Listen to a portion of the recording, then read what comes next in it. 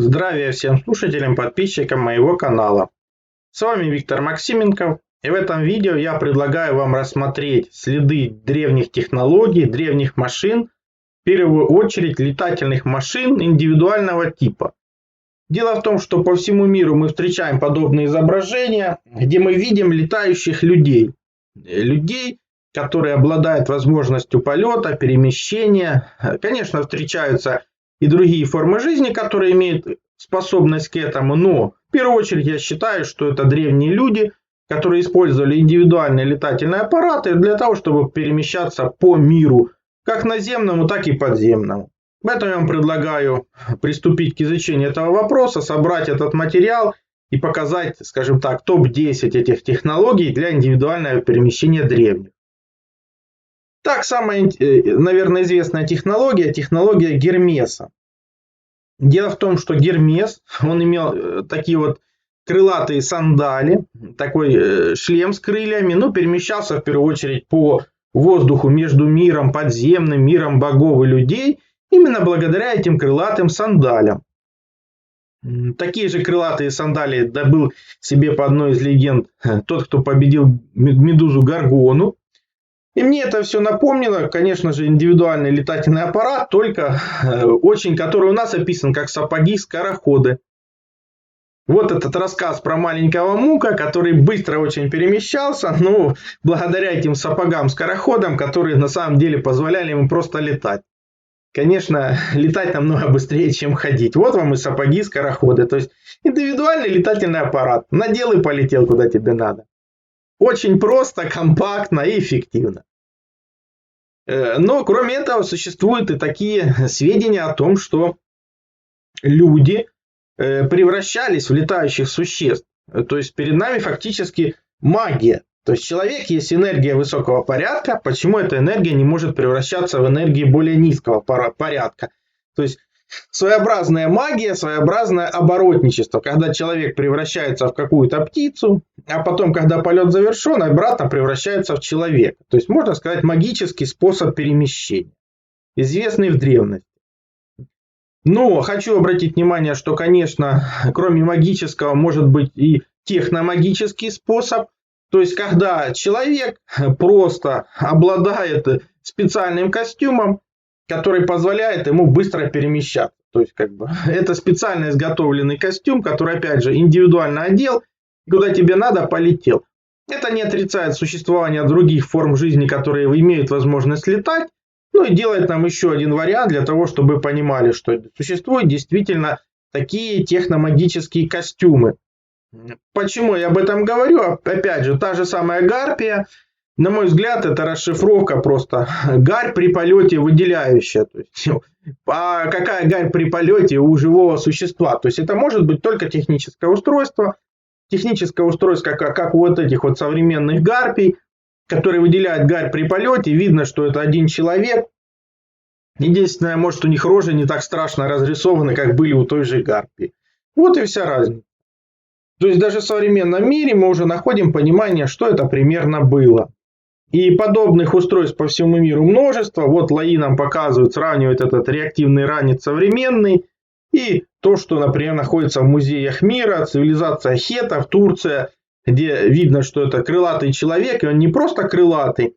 Они вот четвером поднимают целую чашу. Может, создают эффект антигравитации. Поэтому тоже этот материал нужно изучать, чтобы понимать, какие были технологии раньше применялись. Не только для полета, а, например, для перемещения грузов. Так, таких людей мы встречаем по всему миру. Вот перед вами Мезоамерика. Видно, что и вот этот человек, что справа, он просто маску для полетов снял, а она в виде какого-нибудь ягуара, там, зверюги какой-то, которая соответствует его тотему. И когда ему нужно будет лететь, он обратно маску оденет и включит устройство и полетит. То же самое и слева. Человек имеет крылья, которые не складываются, то есть они жесткие. Видно, что он снял маску, вот вверху очки для полета. Маска на две стороны раздвоилась, и когда ему нужно будет лететь, он опять ее оденет, включит свой аппарат и улетит. Ну почему нет? Вполне вероятно, вот он летательный аппарат. Поэтому мы, например, по всему миру видим, как и у Шумера, вот это бог с крыльями, который перемещается по небу, так и с правой стороны показаны те же тот же самый бог, который открывает как бы маску, и он существует и в Мексике, и у шумеров, и на руках у него, на мой взгляд, вот эти часы, это не что иное, как что-то типа навигатора. То есть, как передвигаться, он показывает ему, куда ему нужно двигаться, вот и все. Поэтому эти часы загадочные, на самом деле, на мой взгляд, это навигатор древних. Вот и вся его разгадка, и он существует по всему миру в древних цивилизациях, я же говорю, подобные фигуры существуют.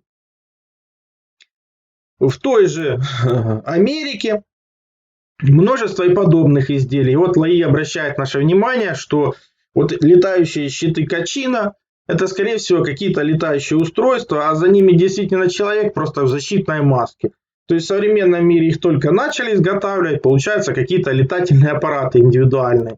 Вот этот аппарат, который в Австралии начинают как бы изготавливать тоже, только в наше время. А тогда данные об этом существуют в древних цивилизациях в массовом порядке. То же самое, вот золотой артефакт майя, 250 год нашей эры считается, вот реактивный ранец. Но этот ранец на воде, а этот ранец уже непонятно на чем, но работает, то есть позволяет перемещаться, даже на чем-то подобном уже удалось им, по-моему, пересечь Ла-Манш даже в этом году. То есть вот подобные ссылки будут на материалы, как всегда, в описании. Вот подобные товарищи, которые летают с этим реактивным ранцем и прекрасно уже научились преодолевать небольшие расстояния. Ну, то ли еще будет. А древние это прекрасно умели. Если обратить внимание на этот каменный барельеф майя, на который я обратил внимание, что, во-первых, он считается античным, потому что он для майя как бы не характерен. Во-вторых, мужчина и женщина стоят на антигравитационных платформах. Вот индивидуальное средство перемещения. А вверху у них, обратите внимание, маски наподобие маски слоника с какими-то крыльями, перьями. Ну, перья, понятно, что-то типа воздушное, а хоботок это есть не что иное, как всего лишь, на мой взгляд, дыхательная маска. То есть для перемещения в тех слоях атмосферы, где воздуха практически нет. Поэтому, потому что, какие слоны могут быть в Америке, тем более у майя. И о том, что такое возможно, нам подтверждает Гребенников. Именно эти факты подтверждают, что и древние имели такие аппараты.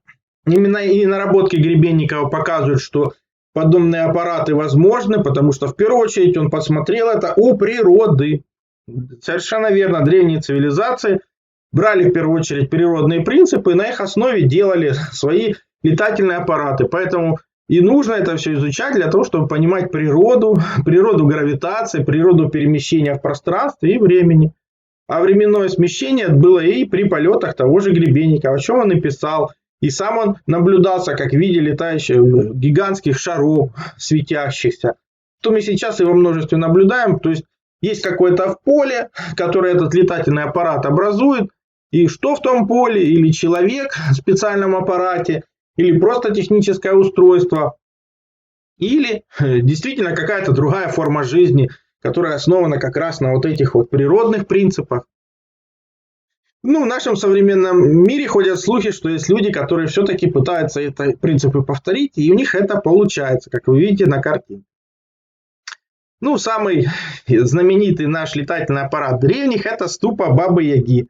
Молодой женщины, которая брала в обучение детей-сирот, искала их по всему миру, которые потом превратили в какое-то страшилище. Хотя она на самом деле, по легендам, и живет на стыке миров, как бы мира мертвых и мира живых. Поэтому она обладает гигантскими знаниями. Всегда помогает в первую очередь тем, кто ищет ответы. Вот мы будем искать ответы. Я думаю, найдем, потому что вам понятно, что это индивидуальное летающее средство. Тоже на 2-3 человек, не больше. В современном мире тоже его пытаются повторить. Вот эти объекты, которые повторяют как бы ступу. Скорее всего, они, конечно, сделаны совершенно на других технологиях, но сам факт говорит о том, что такие технологии возможны, а то, что мы не можем их повторить сегодня, говорит о том, что нам нужно еще учиться, доучить. Но самое интересное, что Баба-Яга летала не только в ступе, но и на помело. То есть помело. Давайте уберем согласующие символы. Получится PML. Но мы же в предыдущих видео я вам показал, что Олимп это округлая, летающая, искусственная магнитная платформа. Если даже убрать согласующие символы, оставится LMP. То есть летающая магнитная платформа. А помело Бабы-Яги ПМЛ тоже платформа магнитная летающая. То есть перед нами одна и та же технология, которая применяется как для гигантского города, который парит в небесах, так и для индивидуальных перемещений. Вот мы ее и находим, как у Бабы-Яги, так и у богов Олимпа. Как видите, все как просто, если включить понимание, что это технические устройства. То же самое, мой любимый вариант ковер-самолет. На самом деле, конечно, никто ни на какой тряпке никуда не летал. А эти ковры-самолеты мы видим изображенными на храмах, потому что здесь опять же русский язык включается, природа. Курица кричит ко, когда несет яйцо. То есть ко это яйцо. А если ко это яйцо, то вертящееся, самолетящее. То есть это летательные аппараты яйцеобразного типа, может даже белого цвета, и которые при полете вращаются и летят сами. То есть не видно никаких, чтобы им кто-то помогал. А то, что они используют те же самые принципы, как раз приводит к образованию вот этих вот каких-то продолговатых, как помело, продолжения тоже, почему нет, как какой-то огонь может, огненный хвост, и сами они окружены светящимся ореолом. То есть и это есть все, просто это нужно понимать. Поэтому можно, конечно, рисовать тряпку, которая летит куда-то, а можно понимать, что это просто летающий аппарат древний. Ну, то же самое можно сказать про волка. Множество путешествий в сказках на сером волке. Причем эта система разумная, обращаю ваше внимание. То есть серый волк разумный. И мы эти множество систем находим по всему миру. Перед вами, опять же, индивидуальные летательные аппараты богов. Вот в Египте тут навершие змеи. В Америке это навершие дракона. В Новой Зеландии они видели навершие в виде птицы. То есть это индивидуальный летательный аппарат, а какой вы там конек сделали, что вы там нарисовали лебедя, птицу, дракона, змею или голову волка, раз у вас тотем волка, это уже ваше пожелание. Из той же серии конек-горбунек, это тот же самый разумный летательный аппарат с искусственным интеллектом, который помогает выполнять сказочным героям их миссии. То же самое мы видим у богов, вот перед вами бог Один. Он на своем коне рассекает пространство. Почему? Ну, это индивидуальный, опять же, летательный аппарат. Почему нет? Вполне возможно, что вот эти волки, вороны, рядом с ним это дроны по-современному, которые сопровождают этот летательный аппарат для того, чтобы его сохранять и не дать другим их сбить. А дроны в первую очередь наносят урон, принимают на себя урон от других летательных аппаратов. То есть это все очень соответствует тому, что мы знаем сегодня. Поэтому та же сказочная птица Гаруда, вполне вероятно, это не просто какой-то живой летающий объект, а именно разумное летающее устройство для индивидуального перемещения. Оно же оружие для защиты, уничтожения и перемещения в пространстве. Тоже можно сказать и про Пегаса. Это крылатый конь, который помогал и Зевсу, он доставлял молнии из мастерской Гефеста наверх в Олимп. Ну и он же помогал героям. Вот герой Белерафонт побеждает Химеру. Обратите внимание, будущие исследователи, как это очень похоже на Георгия Победоносца. Вот оно копье, он, между прочим, по легенде, для того, чтобы убить Химеру, она же была бессмертной. Так он сделал свинцовый наконечник копья, ударил прямо в пасть, которая изрыгала огонь. Свинец расплавился, попал внутрь этой химеры и ее убил. Вот такая хитрая система. То есть очень похож на Георгия Победоносца, очень похоже, что это просто индивидуальный летательный аппарат. И здесь он явно с крыльями, то есть он явно летает, летающий конь. И все это помогает нам понять древних, которые имели возможность перемещаться и использовали универсальные технологии, опять же, взятые от природы. Поэтому уже когда мы слышим про летающие корабли, они действительно были летающие корабли. Насколько большого размера трудно судить, могли быть и маленького, индивидуального размера, и гигантского, до размеров города. Но то, что воздухоплавание, оно было возможно всегда, это факт. Просто часть технологий мы утратили и пытаемся, опять же, летать на бочках с порохом на современный манер. А древние использовали магнитные технологии, технологии стоячих волн Земли, и вот эти все летающие корабли это все подтверждают. Лучшее всего подтверждение мы находим в одном из индуистских храмов, где эти летающие корабли летают возле горы Меру, летают вокруг храмов, летают по этим стоячим волнам, причаливают, отчаливают. И если посмотреть, то там действительно в каждом корабле там 2-3 человека находятся. То есть можно сказать, как индивидуальные летательные аппараты семейного типа. И навершие, вот видите, у них тут как типа лебедя.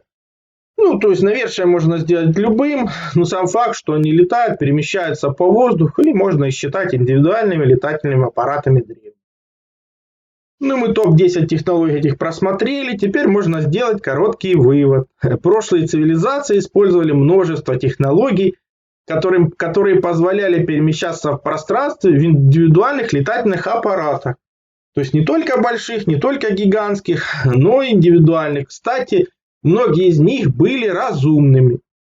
Поэтому не стоит путать все подряд, сваливать все в кучу. И нужно понимать, что есть различные виды, средства и возможности перемещения как магические, так и техномагические по отношению к нам сегодняшним.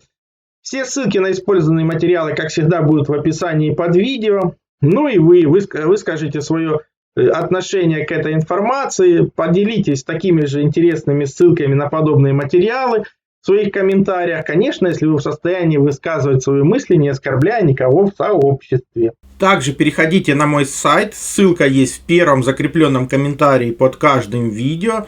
Там размещены мои статьи, в том числе и запрещенные на других платформах. Плюс там же существует и магазин. Магазин существует для тех, кто хочет и может поддержать мою деятельность, для того, чтобы я ее и продолжал. Я же смогу вам содействовать в том, чтобы вы узнали свое предназначение по дате рождения, либо освоили силу живой воды, проводили измерения, которые помогут понимать, что вы едите, что пьете.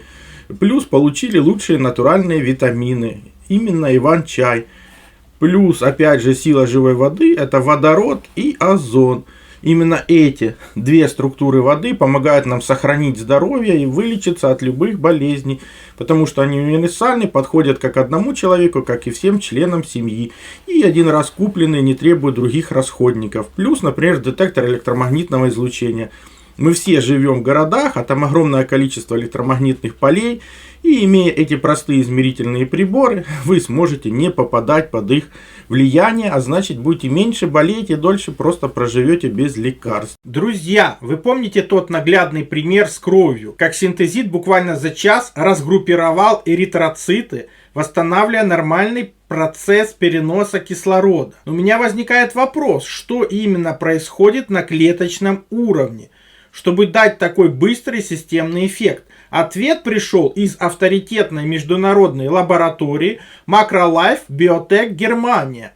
Они провели исследования не на крови, а на генах наших иммунных клеток. Как оказалось, синтезит включает гены защиты сосудов от окислительного стресса, который повреждает стенки сосудов и ведет к атеросклерозу, переключает иммунитет на восстановление, усиливает гены, которые гасят хроническое воспаление, ту самую тихую угрозу для сердца и мозга. Клетки начинают работать в режиме ремонта, а не атаки. Влияет это все на гены долголетия. Это объясняет, почему эффект на кровь не случайность, а следствие глубокой клеточной регуляции.